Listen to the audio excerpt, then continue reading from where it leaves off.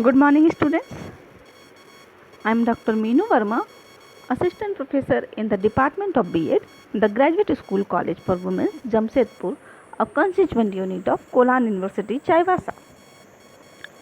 आज की इस ऑनलाइन क्लास में हम बात करेंगे साइंस क्लब की। यह टॉपिक B.Ed के फिजिकल साइंस के विद्यार्थियों के लिए है।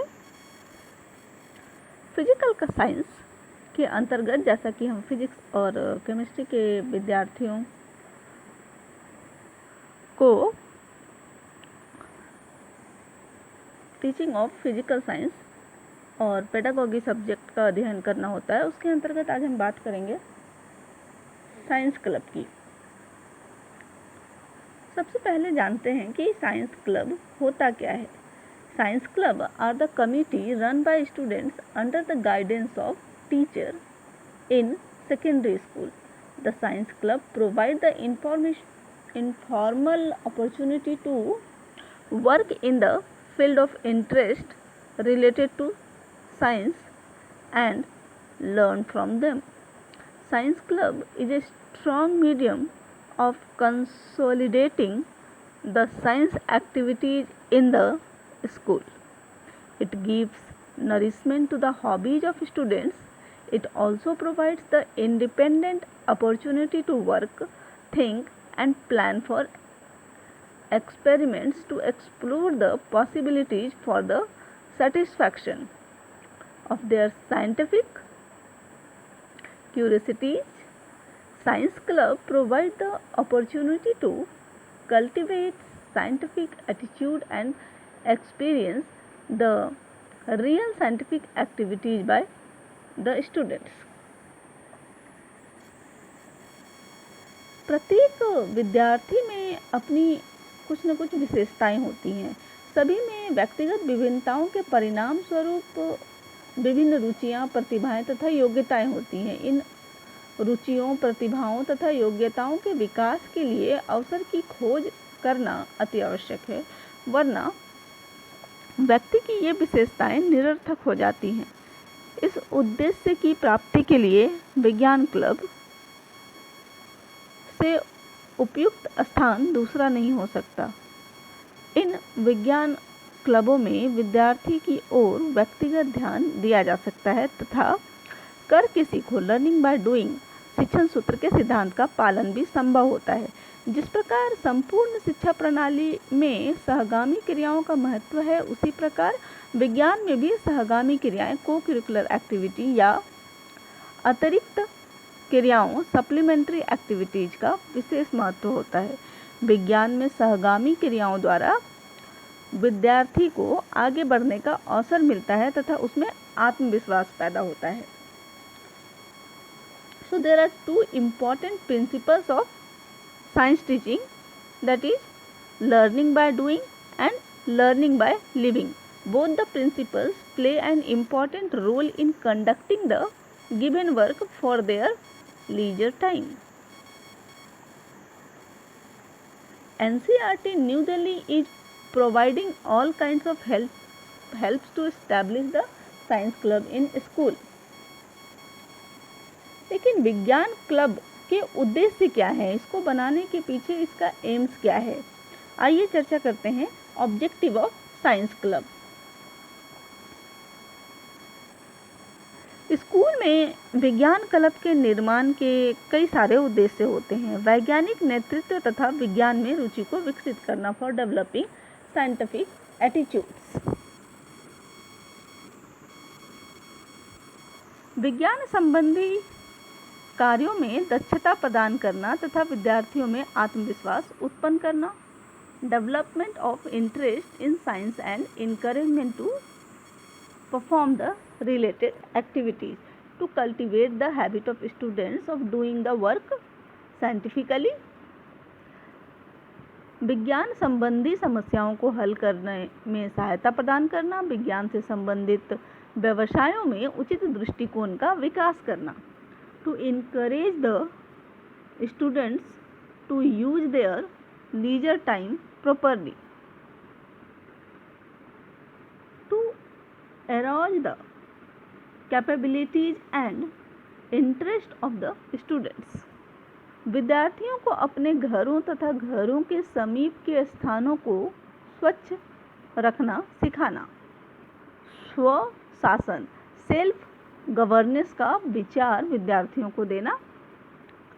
कई बार नियमित समय सारणी में जटिल प्रयोगों को करना संभव नहीं होता, अतः ऐसे प्रयोगों को विज्ञान क्लबों के माध्यम से आसानी से कराया जा सकता है। विद्यार्थी में विज्ञान संबंधी प्रिय कार्य एवं रुचियों का विकास करना। विज्ञान संबंधी विभिन्न समस्यात्मक परिस्थितियों में बुद्धि का स्वतंत्र प्रयोग करना सीखना। विद्यार्थियों में सद्भाव जागृत करना। विद्यार्थियों को आधुनिक वैज्ञानिक गतिविधियों तथा आविष्कारों से परिचित कराना। विज्ञान के मूलभूत सिद्धांतों के अंतर्गत सभी प्रायोगिक कार्यों को करने के लिए स्वतंत्र अवसर प्रदान करना। विद्यार्थियों में विज्ञान विषय में खोज की भावना का विकास करना।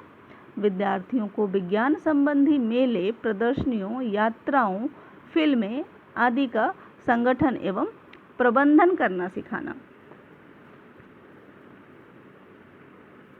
To provide information about the other activities of club and other information to students to make the students dedicated to the hard work, to narrow down the gap between teachers and students, to cultivate the leadership quality in students, to bring awareness among students for environmental study, to create the hobbies related to science in the students.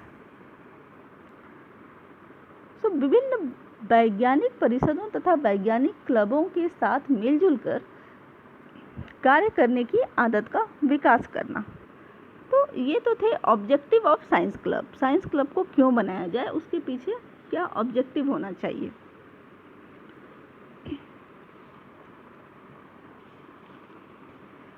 अब ये science club जो बनेगा उसका कार्य क्या होगा, function क्या होगा इस साइंस क्लब का। विज्ञान क्लब अनौपचारिक वातावरण में विद्यार्थियों को आत्म अभिव्यक्ति के अवसर प्रदान करते हैं। इन क्लबों द्वारा विद्यार्थियों में संचित शक्ति को प्रस्फुटित करने का निकास द्वार मिलता है। इससे विद्यार्थी अपनी मानसिक परिधि का विस्तार भी करते हैं। विज्ञान क्लब विद्यार्थियों को खाली समय व्यतीत करने में लाभकारी साधन प्रदान करता है। मानव जीवन की सुखद अनुभव प्रदान करने के लिए विज्ञान क्लब बहुत सहायक होते हैं।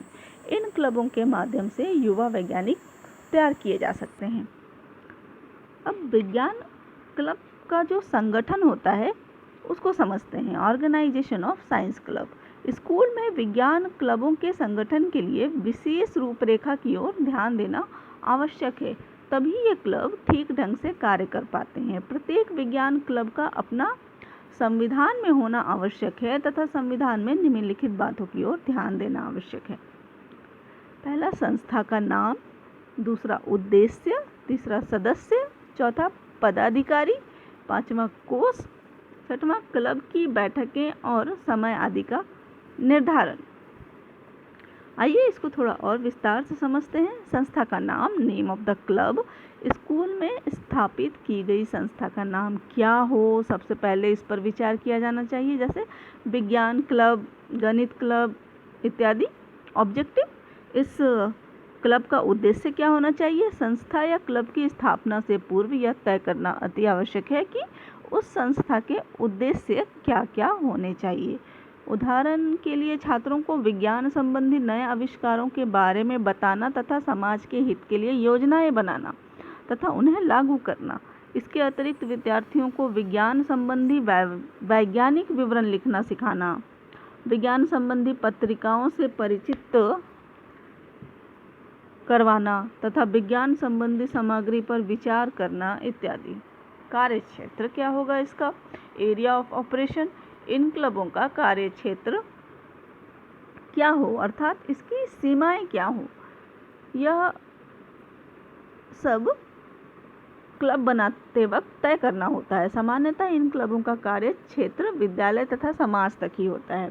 इसके मेंबरशिप, इन क्लब में मेंबर कौन रहेंगे, इस पद में यह तय किया जाता है कि इस विज्ञान क्लब का सदस्य कौन बन सकता है, अर्थात सदस्यता के लिए आवश्यक शर्तें क्या हो। प्रायः स्कूल में विज्ञान ही इस क्लब के प्रायः जो स्कूल होता है उसके जो स्टूडेंट्स होते हैं, जो विद्यार्थी होते हैं, वो ही इस क्लब के सदस्य होते हैं। इस क्लब के सदस्य को कई वर्गों में बांटा जा सकता है, जैसे कि कुछ सक्रिय सदस्य होंगे, जैसे विज्ञान पढ़ने वाले सभी विद्यार्थी इस क्लब के सक्रिय सदस्य होंगे। कुछ सामान्य सदस्य होंगे, अन्य विज्ञानों के छात्रों को भी इस क्लब का सदस्य सामान्य सदस्य के रूप में बनाया जा सकता है। कुछ जीवन सदस्य हो सकते हैं, ऐसे सदस्य में वे लोग होंगे जो विज्ञान में रुचि रखते हों। कुछ आदरणीय सदस्य होंगे, जैसे विज्ञान पढ़ने वाले तथा विज्ञान पढ़ने वाले तथा विषय के पुराने विद्यार्थी इस क्लब के सदस्य हो सकते हैं। कुछ पदाधिकारी हो सकते हैं, ऑफिसर बियरर्स। क्लब के कुछ पदाधिकारी भी होते हैं जो कि हो सकते हैं अध्यक्ष, प्रेसिडेंट, चेयरमैन हो सकते हैं, सचिव, सेक्रेटरी, कोषाध्यक्ष, एक ट्रेजरर हो सकता है, पुस्तकालय अध्यक्ष, लाइब्रेरियन, प्रचार अधिकारी, पब्लिसिटी ऑफिसर एट्सेट्रा। उपरोक्त पदाधिकारियों के कर्तव्यों को स्पष्ट रूप से परिभाषित किया जाना चाहिए कि ये जो पदाधिकारी काम करेंगे, जो ये पोस्ट डिसाइड होगा, उनका काम क्या होगा। तो जो ट्रेजरी बनेगा, कोष बनेगा, उसका काम क्या होगा? क्लब के विभिन्न कार्यों के लिए इकट्ठे किए गए धन का लेखा जोखा रखना अनिवार्य होगा। क्लब के कोषों में किन किन लोगों का योगदान रहा, उसका रिकॉर्ड भी रखना आवश्यक होगा। क्लब की बैठक तथा स्थान, मीटिंग एंड प्लेस, कहाँ पे मीटिंग करना है, क्लब की मीटिंग कितने समय के पश्चात हो, कहाँ पर हो, कब हो, इसके बारे में निर्देश जारी किया जाना चाहिए।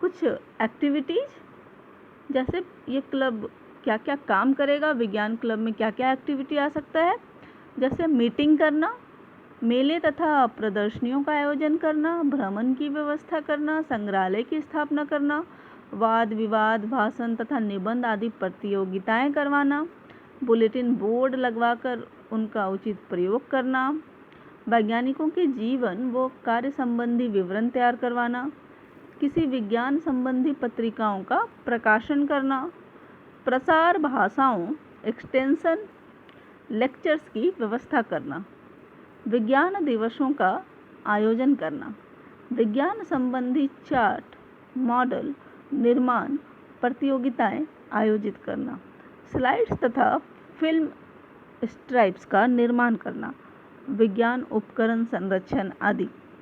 इस प्रकार हम कह सकते हैं कि विज्ञान क्लब किस प्रकार विद्यार्थी तथा शिक्षक के लिए सहायक हो सकता है, ये डिपेंड करता है कि उसके जो पदाधिकारी नियुक्त किए जाएंगे वो किस तरह से काम कर रहे हैं। इन क्लबों में उनकी विद्यार्थियों तथा शिक्षकों को सम्मिलित किया जाना चाहिए जो वास्तव में ही उत्साही हों और विज्ञान विषय के प्रति समर्पित हों। समर्पण की भावना से ही क्लबों के क्रियाकलापों को व्यवहारिक रूप दिया जा सकता है। So these are the activities can be done in science club.